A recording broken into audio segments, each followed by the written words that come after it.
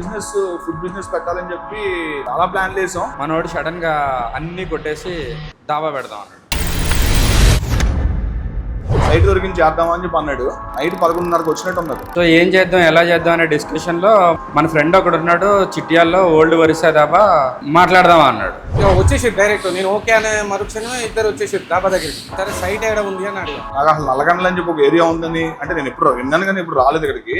ఇక్కడికి వచ్చి చూసే వరకల్లా మొత్తం అడవి, ఇక్కడ ఏమీ లేదు, మొత్తం అసలు రోడ్డు గినా సరిగా లేదు. సో బేసిక్గా నాకు ఏదైనా ఒక ప్లేస్ స్టార్ట్ చేసే ముందు విగరస్ గా ట్రయల్స్ చేయడం చాలా అలవాటు అనమాట. అంటే బిఫోర్ లాంచింగ్ ప్రసాద్ కూడా ఇంచుమించు అదే ఆలోచన ఉంది. ఫస్ట్ టైం కదా చాలా భయం వేసింది నాకు.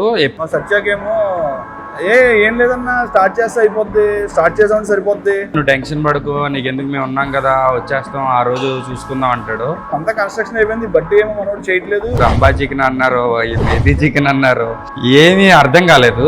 ప్రసాద్ భాయ్, రవి భాయ్ రోజు 10 సార్లు ఫోన్ కొట్టడం స్టార్ట్ చేసి, సో నువ్వేం టెన్షన్ పడకన్నా వస్తానని చెప్పేసి వీళ్ళ బాధ తట్టుకోలేక 4 days ముందే వచ్చేసి మొత్తానికి బట్టి అయితే కట్టి వచ్చి ఇంకా క్రౌడ్ రావడం, అప్పటి నుంచి రోజు రోజుకి పెరుగుతూనే ఉంది తప్ప ఏ రోజు మాకు తగ్గలేదు బిజినెస్. ఫస్ట్ టైం నేను ఒక రెస్టారెంట్ ని ట్రయల్స్ లేకుండా ఒకళ్ళ మీద కాన్ఫిడెన్స్ తో ముందుకెళ్ళిపోవడం చిరంజీవి దాబా.